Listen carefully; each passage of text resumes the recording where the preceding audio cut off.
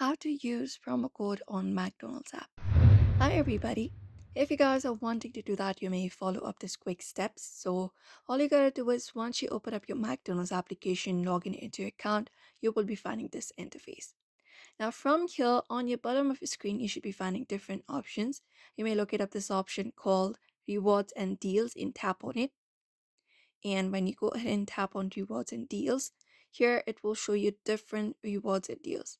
So at the top right corner of your screen right now, I have 0 points, but if you already have some points available on your McDonald's application, you can use those points in this section right here.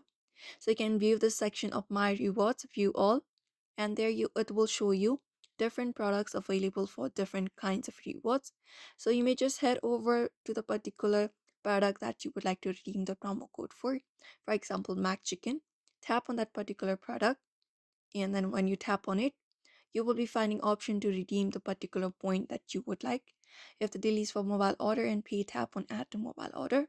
If the deal is not for mobile ordering, you may need to tap redeem and either present the generated QR code or alphanumeric code at a restaurant counter or drive-through.